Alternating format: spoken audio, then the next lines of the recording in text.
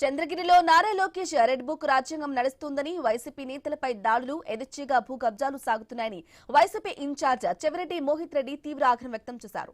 చంద్రగిరిలో అధికార పార్టీకి పోలీసులు దాహసం అయిపోయారని, ఎమ్మెల్యే పులివర్తి నాని అక్రమాలపై పోలీసులు ప్రేక్షక పాత్ర వహిస్తున్నారని విరుచుకుపడ్డారు. రిటైర్డ్ జడ్జీలు పైన చేసిన ఆరోపణలపైన కేసులు నమోదు చేయకపోవడం దారుణమని మండిపడ్డారు.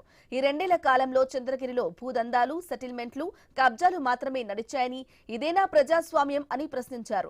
ఎన్ని దాడులకు దిగినా టీడీపీ నేతలు చేస్తున్న భూ దౌర్జన్యాలు అడ్డుకుని తీరుతామని హెచ్చరించారు. అక్రమాలు చాలా చేస్తున్నారు, తప్పులు చాలా చేస్తున్నారు. అవన్నీ కూడా మేము కూడా లీగల్గా మా లీగల్ టీం అంతా వర్క్ చేస్తున్నారు. దాని మీద అవన్నిటినీ కూడా పోరాటం, మా వైఎస్ఆర్సీపీ పార్టీ అంటేనే పోరాటమైన పార్టీ, పోరాటాల పార్టీ. అవన్నిటి మీద పోరాడతాం. 2-3 రోజులు మా కార్యకర్తలు కొంత కష్టాలైనా కూడా భరిస్తాము. మాకు మా కార్యకర్తల కష్టాలు, ఇబ్బందులు కొత్త కాదు. ఎప్పుడు మేము పోరాటాలు సిద్ధమయ్యాం కాబట్టి ఇవన్నీ కూడా ఫేస్ చేస్తాము. చంద్రగిరి నియోజకవర్గంలో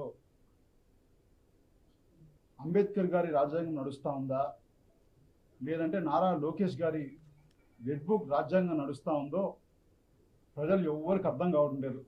పులివర్తి నాని గారు ఎంత దుర్భాషలు, ఎంత నీచంగా ఒక రిటైర్డ్ జడ్జు, 28 ఏళ్ళు ఆయన జడ్జి సర్వీసులు చేసి రిటైర్డ్ అయిన జడ్జు, అదేవిధంగా వృద్ధ దంపతులు 85-86 ఏళ్ల వయసున్న వృద్ధ దంపతులు, అదేవిధంగా మాజీ శాసనసభ్యులు, చంద్రగిరిలో 2 సార్లు గెలిచిన మాజీ శాసనసభ్యులు మా కుటుంబాన్ని నానా మాటలు తిడితే